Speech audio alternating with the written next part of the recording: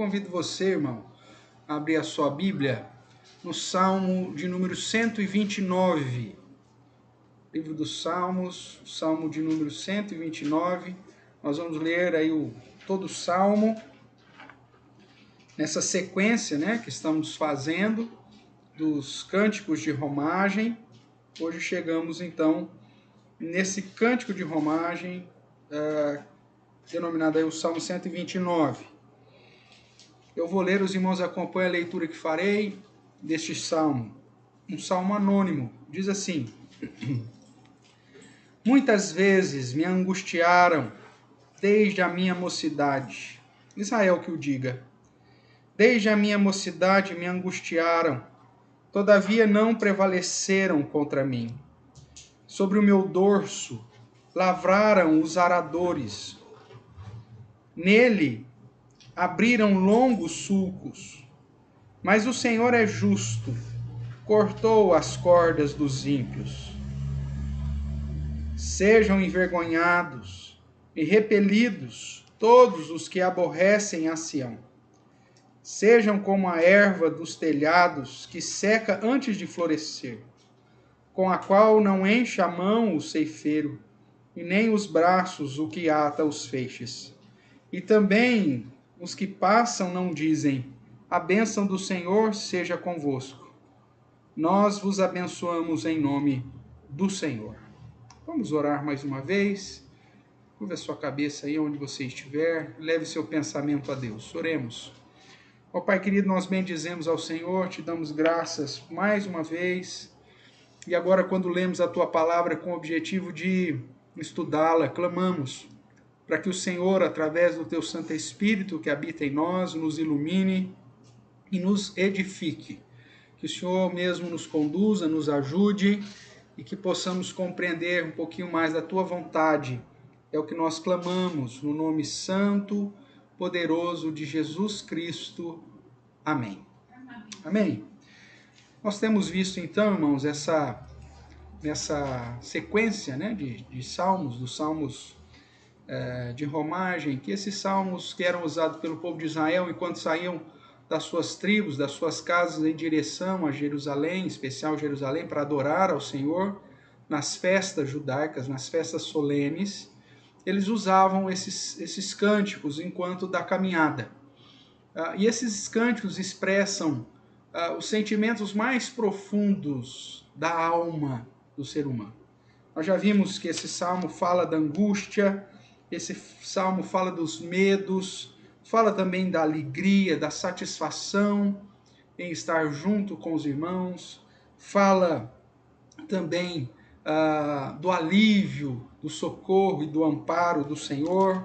São salmos que demonstram os temores do povo de Israel, que ao mesmo tempo são os nossos temores, e que falam da peregrinação que eles faziam até Jerusalém, mas que falam também da nossa peregrinação rumo à nova Jerusalém, a Jerusalém celestial.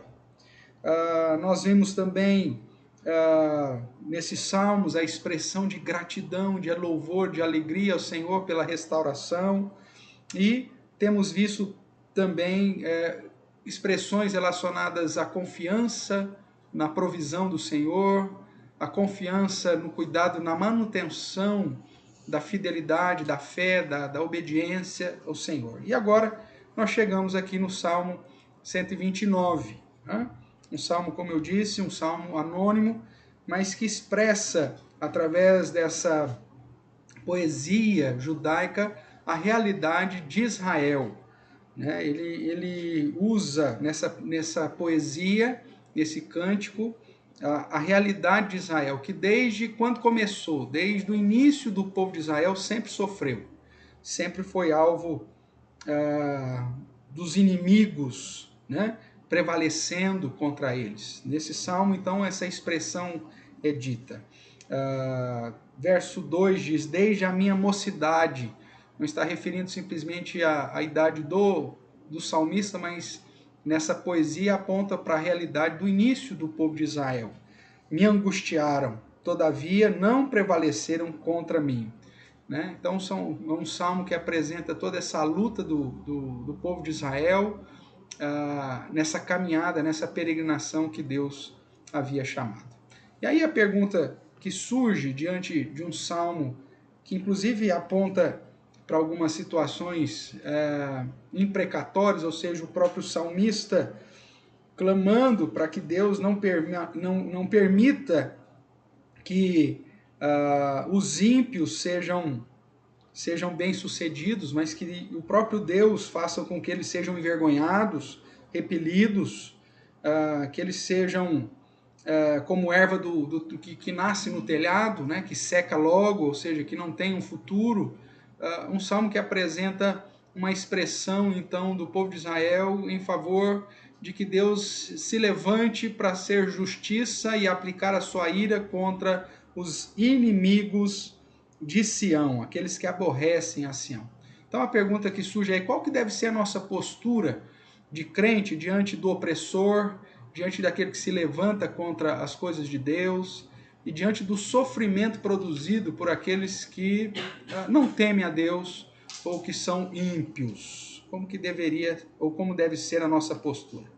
Muitas vezes evoca-se ensinamentos bíblicos, né?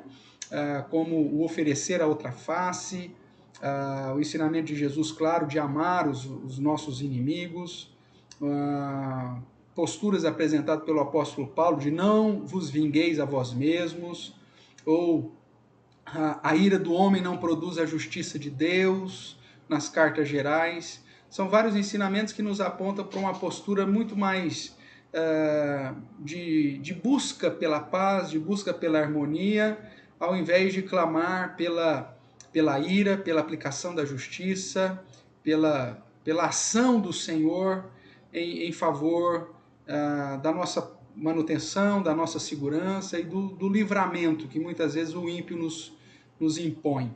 Como que devemos portar? Como pesar isso na balança, os ensinamentos que aponta que devemos amar o próximo, inclusive orar e amar os nossos inimigos, e ao mesmo tempo esse sentimento que muitas vezes está no coração, que é natural, no coração humano, em prol da justiça divina, em ver aquilo que está acontecendo de um modo injusto e simplesmente brotar no nosso coração esse sentimento que deseja ver a justiça de Deus, inclusive nesse mundo, inclusive nesse tempo, inclusive para os nossos dias.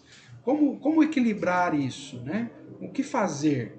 É isso que nós vamos tentar trabalhar hoje aqui, lembrando, harmonizando aí essas práticas, né? Então vamos lá. Como harmonizar as práticas aparentemente não cristãs, que é pedir para Deus pesar a mão sobre alguém? Aparentemente isso não parece ser nada cristão, né? Como aqui visto no Salmo 129, mas que também é vista em Jesus, né? Quando em muitos momentos ele confronta principalmente a liderança do seu tempo, que estava desvirtuando a verdade, que estava conduzindo o povo de Deus para um caminho que não era o caminho do Senhor, e ele fala duramente a esse povo. Ele chama de raça de víboras, de cegos que guiam outros cegos, de sepulcro caiado, ou seja, são palavras duras de confronto, quando ele traz, inclusive, imprecações sobre as cidades que não creem nele como Messias, dizendo que haveria mais graça, mais misericórdia com Sodoma e Gomorra do que com as cidades que viram seus milagres, né, e não reconheceram como o Deus encarnado. Então o próprio Cristo apresenta esse desejo da aplicação da justiça sobre aqueles que rejeitam a verdade, que rejeitam a luz. Então, como harmonizar tudo isso, né? Quando Jesus, então, nessa cidade de Corazim, né, dizendo que viria mais juízo sobre Corazim do que em Sodoma e Gomorra. Então, como harmonizar com práticas aparentemente não cristãs esse pedido da justiça, de aplicação da ira? Como fazer, né? Vista em Jesus, que diz que haverá mais rigor sobre Corazim, que virá em juízo e lançará no lugar de choro e ranger de dentes os incrédulos, ou até mesmo vista nas palavras do Paulo, do apóstolo Paulo, que entregou Himeneu e Alexandre para Satanás, pedindo para Deus pesar a mão sobre esses homens. Parece que há um contrassenso aqui, uma postura diferente. Será que isso, como harmonizar, como equilibrar isso na perspectiva cristã? As pessoas que fazem mal, as pessoas que se levantam contra o próprio Deus, que se levantam contra a verdade, que é o mesmo sentimento que Davi apresenta no Salmo 139, né? Quando ele diz que ele odiava, né, aqueles que se levantavam contra o Senhor. Nós lemos isso, ele diz o verso 22, aborreço-os com ódio consumado, para mim são inimigos de fato, aqueles que se levantam contra o Senhor e que aborrecem ao Senhor. Será que esse sentimento é um sentimento justo?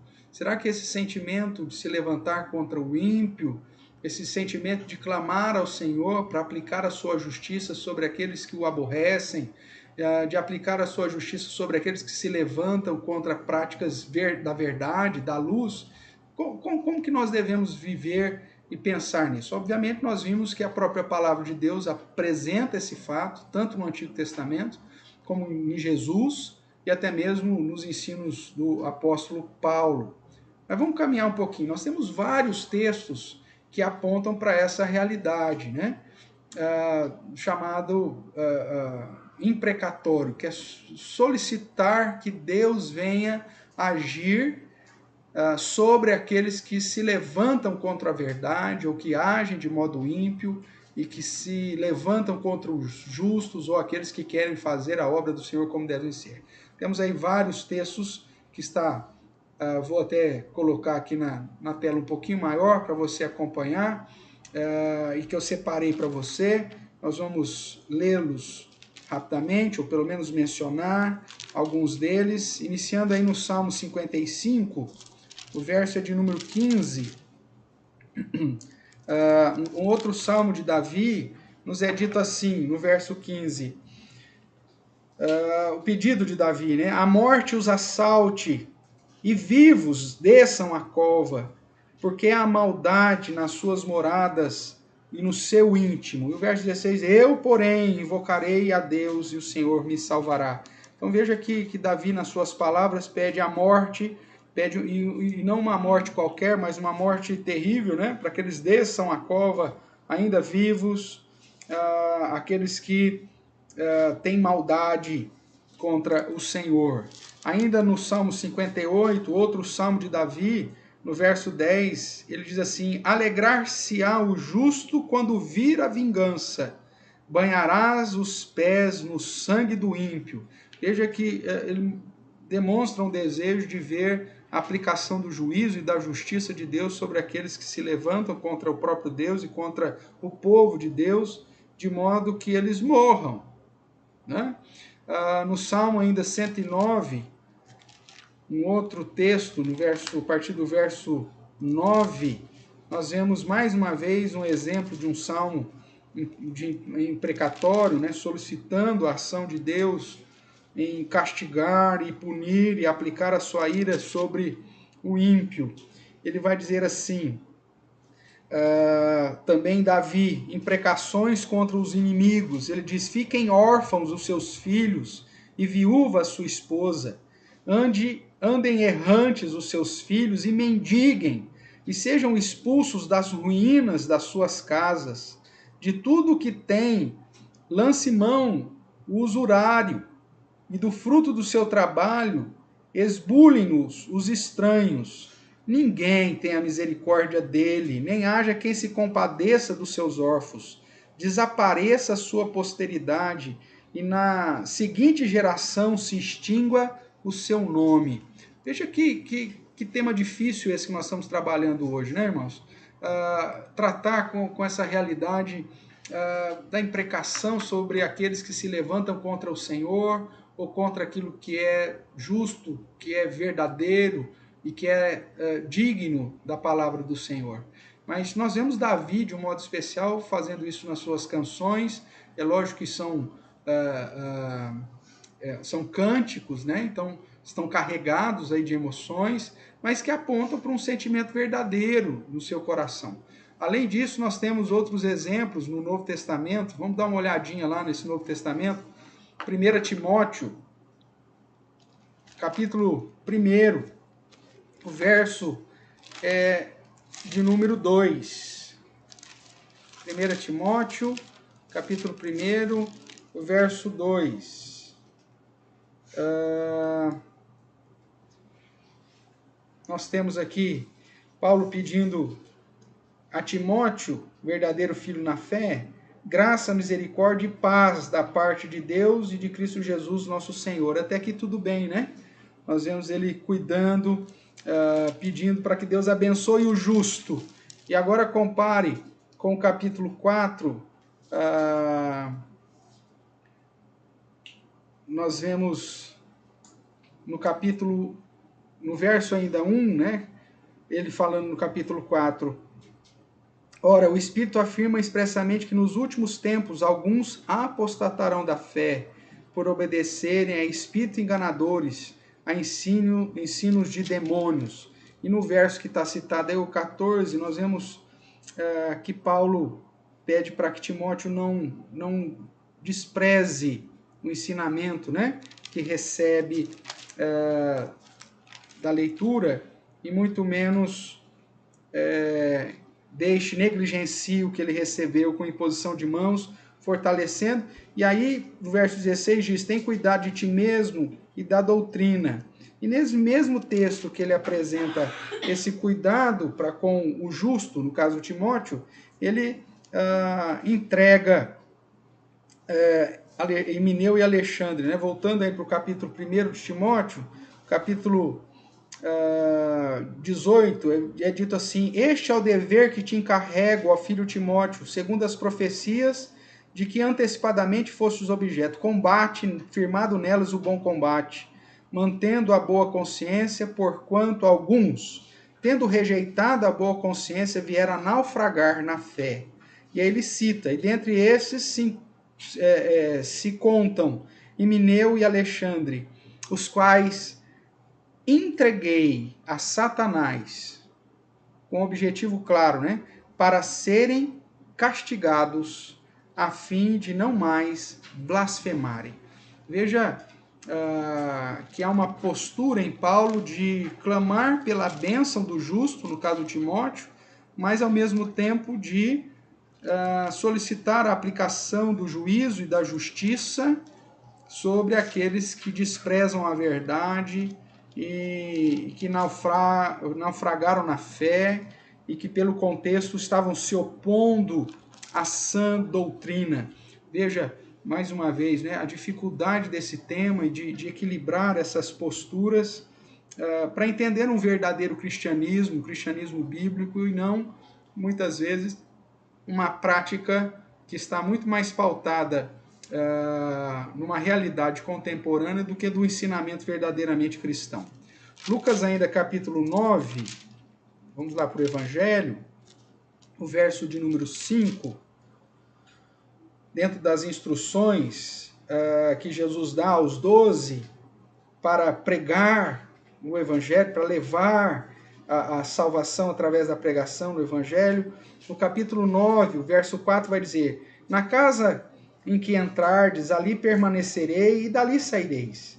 E onde quer que não vos receberem, presta atenção, todos aqueles que rejeitaram o Evangelho, e aonde quer que não vos receberem, ao sairdes daquela cidade, sacudi o pó dos vossos pés em testemunho contra eles.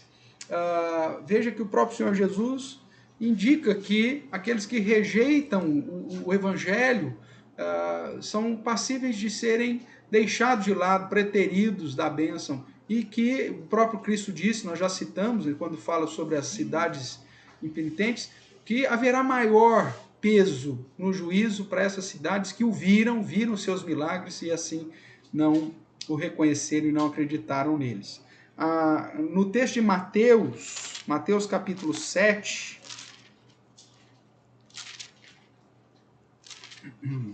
Mateus capítulo 7, o verso é de número 23, o texto conhecido, que fala justamente dos falsos profetas e daqueles que dizem que servem ao Senhor, mas que praticam a iniquidade, e que naquele dia final, o dia do juízo, serão realmente deixados de lado. O verso 23 vai dizer: e então lhes direi explicitamente, eu nunca vos conheci. Nós já estudamos esse termo conheci, né? E sabemos que é um amor íntimo, um conhecimento de intimidade, não um conhecimento na perspectiva de saber quem é, mas um conhecimento no sentido de ter um relacionamento, um convívio. Quando Jesus diz, eu nunca vos conheci, ele diz, eu nunca tive comunhão com vocês. Mesmo vocês servindo e fazendo coisas em meu nome, eu não os conhecia, eu não tive relação, comunhão com vocês. E aí, o final do verso vai dizer, né? Apartai-vos de mim, os que praticais a iniquidade. Então nós vemos que a palavra de Deus mostra que haverá castigo e que o Senhor aplicará da sua justiça, da sua ira, tributos perfeitos de Deus, sobre todos aqueles que rejeitaram a luz e rejeitaram a verdade do Evangelho, se aborreceram de Deus e se levantaram tudo aquilo que é do Senhor, do seu reino e do seu povo. Deus mesmo será aquele que vai nos vingar todos os seus justos ou justificados em Cristo, que foram alvos de ações ímpias e até mesmo de atitudes desses ímpios. Na sequência ainda dos versos, né, que nós colocamos aí, no capítulo 11 de Mateus, verso 20, vai nos dizer assim, sobre as cidades impenitentes, né? E passou então Jesus a increpar, que é repreender com severidade, né? Esse termo aqui, increpar, é um negócio bastante sério. Jesus então passou a increpar as cidades nas quais ele operava numerosos milagres, pelo fato de não se terem arrependido. Ai de ti, Corazim, ai de ti, Betsaida, porque se em Tiro e em Sidom se tivesse operado os milagres que em vós se fizeram, há muito que elas teriam arrependido com pano de saco e cinza. E contudo vos digo, no dia do juízo haverá menos rigor para Tiro e Sidom do que para vós outras. Tu, Cafarnaum, elevar-te-ás porventura até o céu, descerás até o inferno. Porque se em Sodoma se tivesse operado os milagres em que ti se fizeram, teria ela permanecido até o dia de hoje. Digo-vos, porém, que menor rigor haverá no dia do juízo para com a terra de Sodoma do que para contigo. Mais um exemplo dessa postura de imprecação, né? Contra aqueles que se levantam contra a verdade, que não reconhecem a verdade do Senhor, que não reconhecem Jesus como Salvador, como Messias. Então, irmãos, essa ideia da aplicação da justiça e da ira de Deus é algo muito vivo nas Escrituras. E inclusive o justo, né? Nós vemos Paulo fazendo isso, nós vemos Davi fazendo isso, nós vemos o próprio Cristo fazendo isso, chamando a atenção dos ímpios para essa realidade. Ainda em Mateus, no capítulo 13, estou aproveitando esses textos, irmãos, porque hoje, considerando aí que cada um está na sua própria casa, nós temos um tempinho a mais. Então, 13, o verso 41,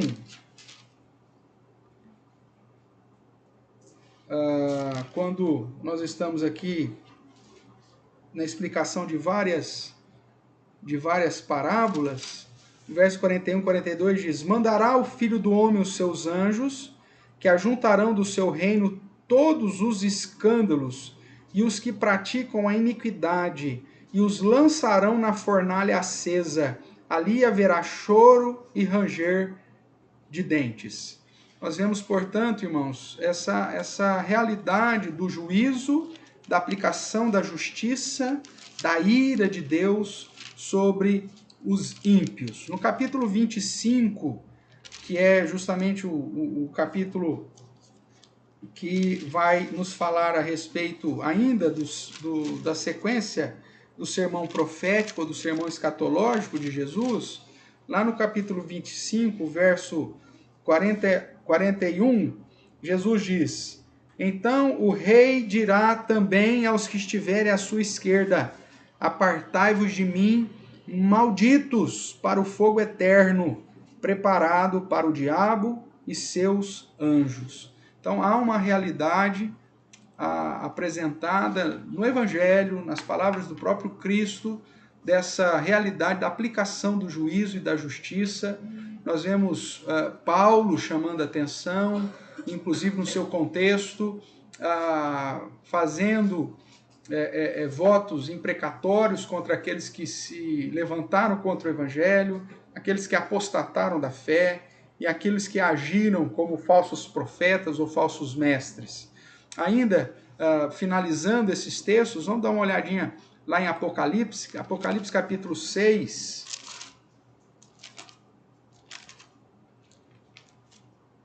Textos difíceis, mas bíblicos, que nos apontam aí uma realidade que devemos buscar um equilíbrio, né? Sempre naquele princípio de no que depender de nós ter paz com todos os homens, mas ao mesmo tempo não ser cúmplice das obras infrutíferas das trevas, principalmente daqueles que se levantam contra Deus, a sua verdade e a sua palavra. Apocalipse capítulo 6, o verso de número 10, vai dizer assim, quanto do quinto selo, né? Clamaram em grande voz, dizendo: até quando, ó soberano Senhor, santo e verdadeiro, não julgas nem vingas o nosso sangue dos que habitam sobre a terra?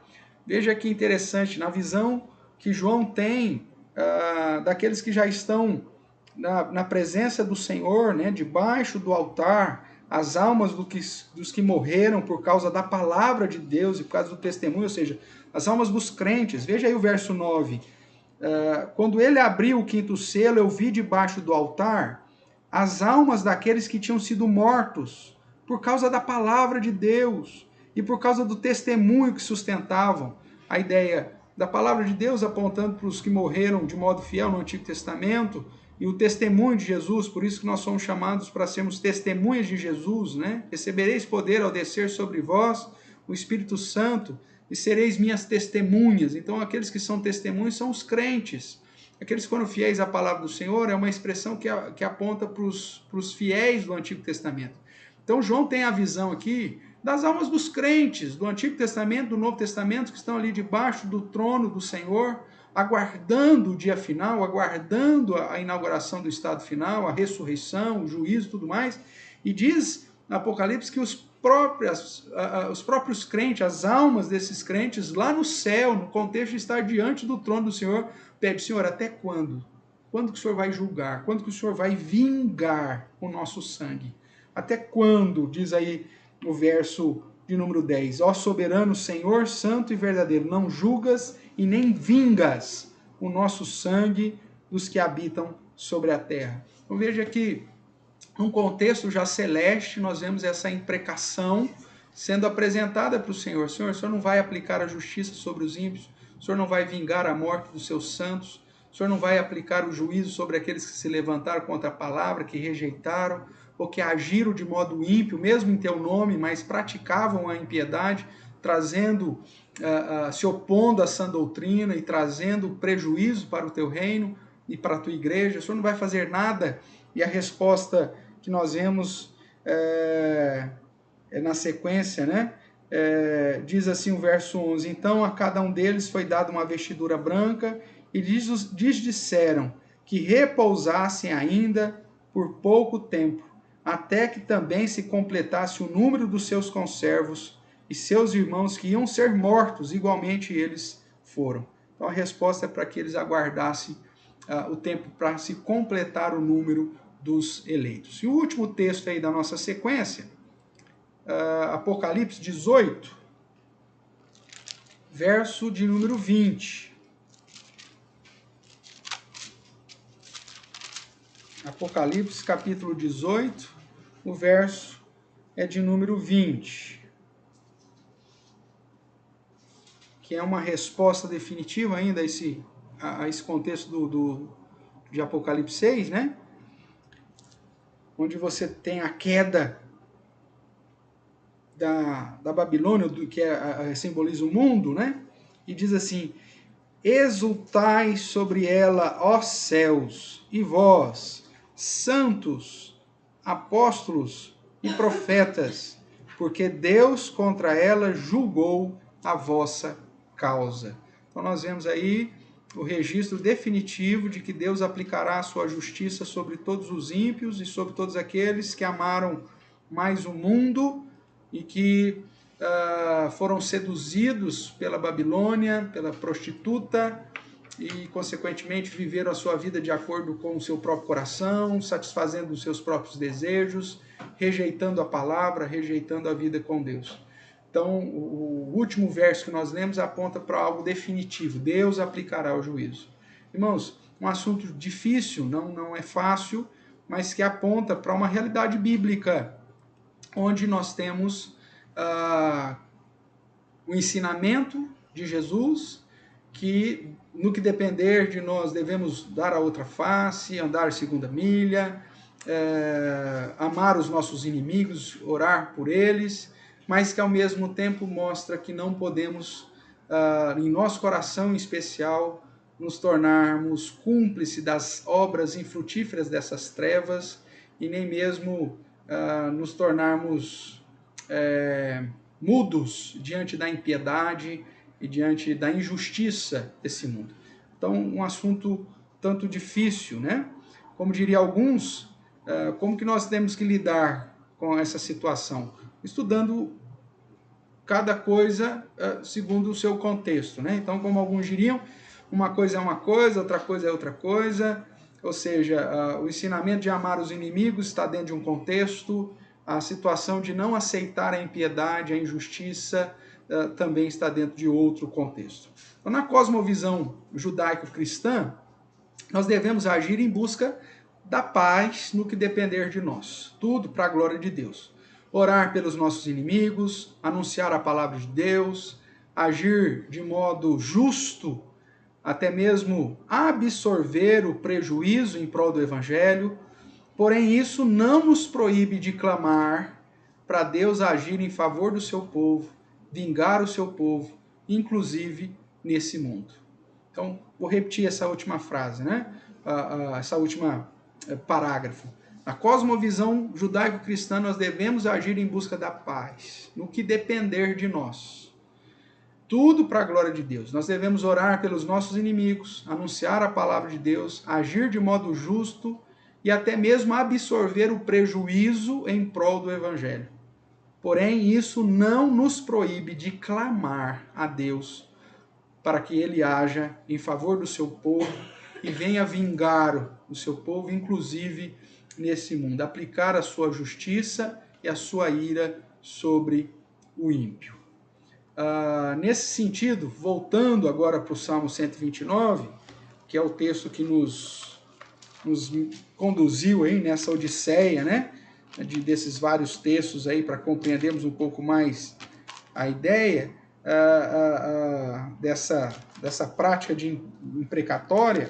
O Salmo 129 vai falar justamente desse sentimento que o povo de Israel tinha, né? Esse salmo anônimo, mas que expressa de certa forma os mesmos sentimentos que nós já vimos em Davi, em outros salmos, que vimos em Paulo, que vimos em tantos outros aí, né? Inclusive em Jesus Cristo. Então no salmo é justamente isso. O salmo é dividido de modo a apresentar a realidade de angústia que o povo de Deus constantemente sofre, justamente por servir ao Senhor. Veja que o contexto é porque eles estavam servindo ao Senhor.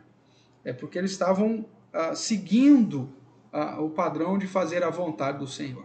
A nossa imprecação, ela tem como padrão justamente isso, o fato de eu estar fazendo aquilo que a palavra de Deus manda, agindo de modo correto, agindo de modo justo e sendo injustiçado por isso. Né? Sendo alvo de impiedade, de iniquidade, justamente por estar agindo de modo justo e correto segundo a palavra do Senhor. Esse é o contexto do Salmo 129. Na sequência, nós vemos então de modo firme, a partir do verso 5, essa oração imprecatório contra o ímpio, contra aquele que aborrece a Sião, Sião um sinônimo do templo de Jerusalém, do próprio povo de Israel, ou seja, uma oração contra os inimigos de Deus, ok? Então vamos caminhar aqui um pouquinho mais. Como nós sabemos, esses cânticos foram usados aí pelos peregrinos, expressavam sentimentos, desejos e ao mesmo tempo a declaração de fé do povo de Israel. Geralmente também expressavam situações do cotidiano na visão de um povo quanto à relação com o seu Deus. Veja que tal sentimento também é visto em Davi, como nós já falamos, no Salmo 139, né, do verso 19 a 24, nós lemos na nossa liturgia, e vimos que a visão bíblica nos proíbe de vingarmos a nós mesmos. Nós não podemos fazer justiça com a nossa própria mão, né? Mas nos indica que podemos buscar os meios lícitos e, de modo especial, orar ao Deus justo para ele agir em defesa dos seus, corrigindo, frustrando os planos e até mesmo banindo os planos e o próprio ímpio, aqueles que se levantam contra a palavra do Senhor, a obra do Senhor e aqueles que estão servindo ao Senhor. Veja que é uma situação difícil, mas ela é extremamente específica, né? Para que você possa sentir-se confortável em levantar uma imprecação, você precisa ter a plena convicção de que está fazendo aquilo que de fato é justo, segundo a palavra de Deus, defendendo a verdade, defendendo a luz, andando de uma maneira correta na presença do Senhor e sendo injustiçado através da ação ímpia, através da ação daqueles que aborrecem o Senhor e que não desejam a verdade do Senhor. Então é um contexto bastante limitado, bastante específico. Vamos caminhar mais um pouco. O interessante nesse contexto é que o Salmo 129 exalta, independente da situação, a justiça de Deus. Veja o verso 4. Esse aqui é o centro do Salmo, é o tema principal, a base de todo o Salmo. O verso 4 vai dizer: mas o Senhor é justo. Essa expressão, o Senhor é justo, aponta para o fato de que todo o sofrimento que Israel estava passando estava debaixo da justiça de Deus. E toda a ação ímpia que Deus estava desbaratando também era ação e fruto da justiça de Deus. Logo, o Salmo 129 vai seguir esse tema, né? Deus é sempre justo. Em toda e qualquer situação, Deus é sempre justo. E é sobre isso que eu quero trabalhar com os irmãos nessa noite. Espero que você esteja comigo ainda aí. Então, Deus é sempre justo, em primeiro lugar, apesar da angústia e do sofrimento do seu povo.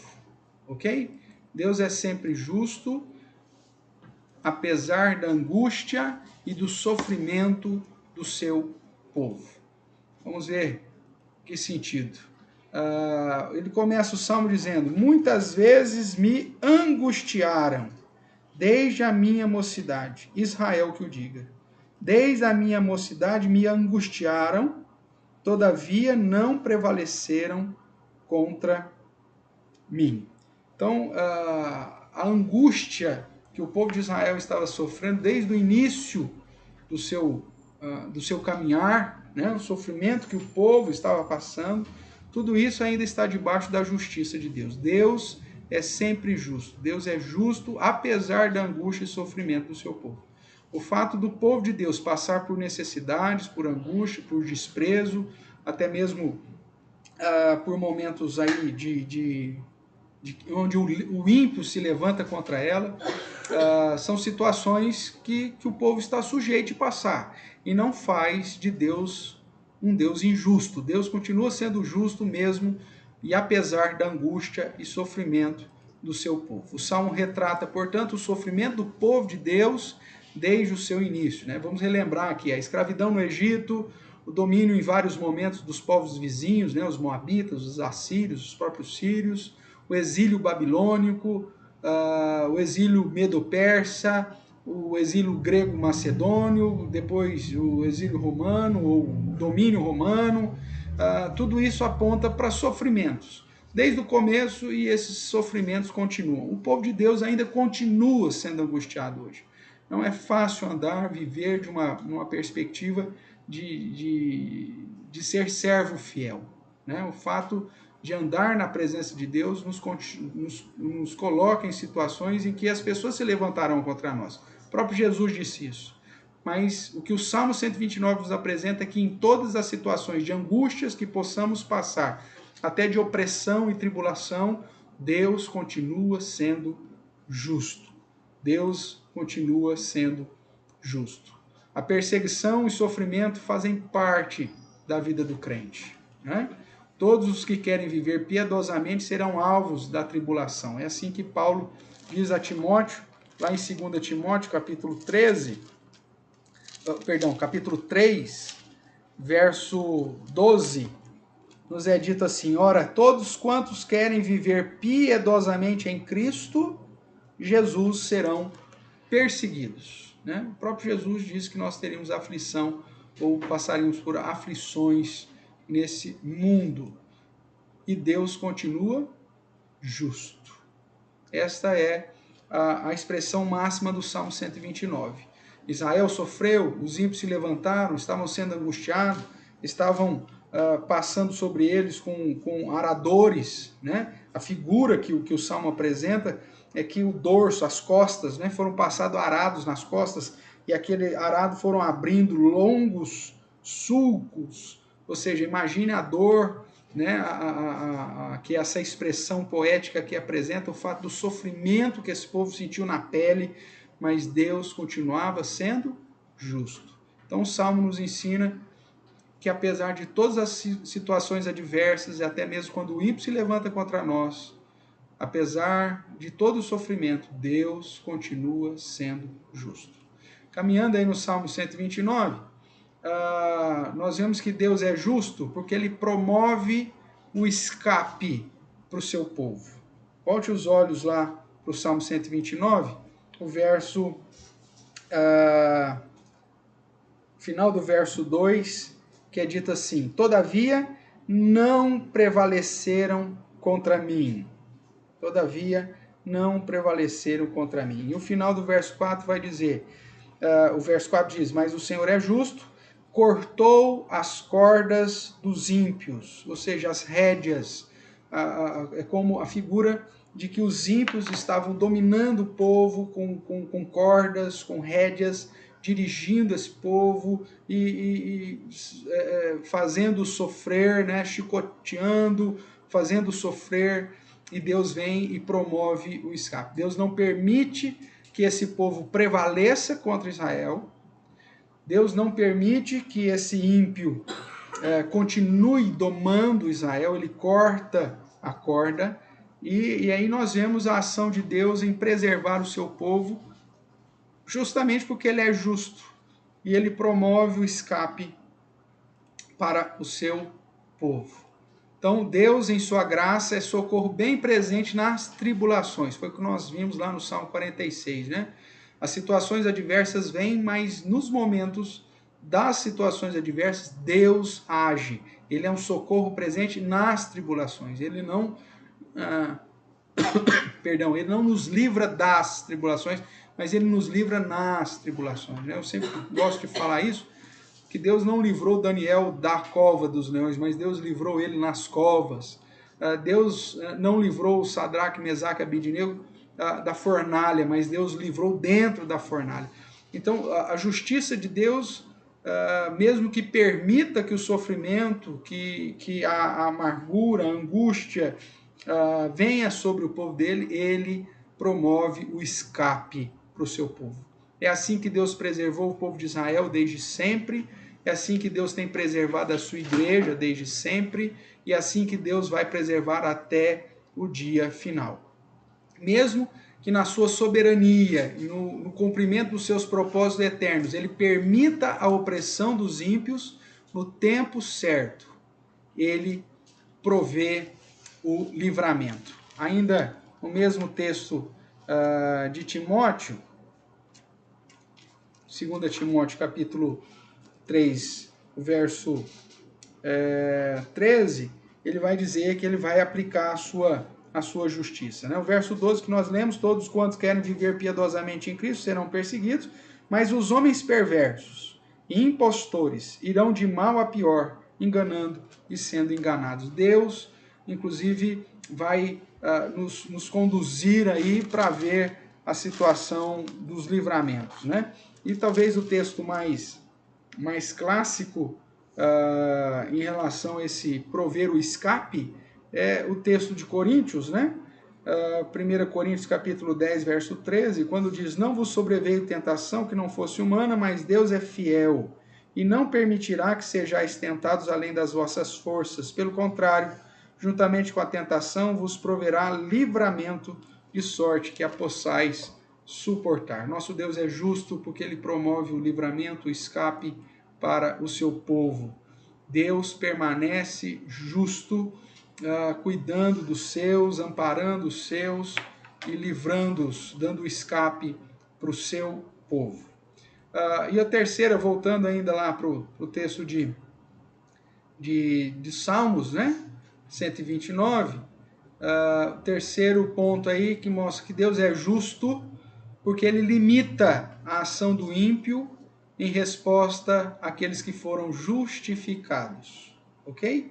Então, Deus continua sendo justo, limitando a ação do ímpio em resposta à oração daqueles que foram justificados. Veja a oração, então, que é feita no Salmo 129, a partir do verso 5, o salmista pede: sejam envergonhados e repelidos todos os que aborrecem a Sião.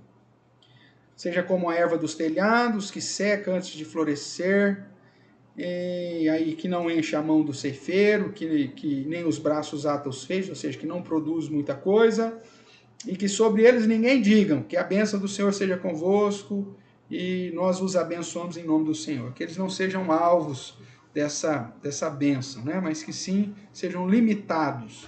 Mesmo que ele floresça, seja como a erva do telhado. Ele vai florescer, mas em pouco tempo ele vai secar. Mesmo que ele venha produzir, que não seja uma produção ao ponto de encher a mão do ceifeiro ou os braços de feixe, seja uma produção pouca. Deus limita a ação do ímpio na preservação do seu povo, inclusive em resposta em favor daqueles que foram justificados. Então, apesar de permitir o ímpio viver e colocar em prática os seus planos cheios de impiedade, Deus limita a sua ação em favor dos seus. A oração imprecatório não manifesta o desejo mau do crente, mas seu desejo sincero de ver a aplicação plena do juízo divino. Veja que a oração imprecatória não é uma válvula de escape para você externar a inclinação malévola, malvada do seu coração. Não, é algo sincero, que realmente demonstra o desejo de ver o Senhor agindo em favor daqueles que são justificados, que são justos, né? E que o objetivo final é justamente a aplicação plena do juízo de Deus. Veja ainda 2 Tessalonicenses, capítulo 1.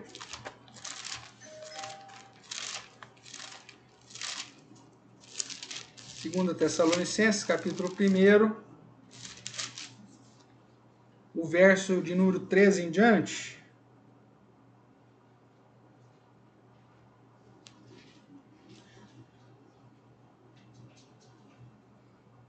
Observe aí, eu vou ler o texto, os irmãos acompanhem, por favor. 2 Tessalonicenses, capítulo 1, verso 3 a 12.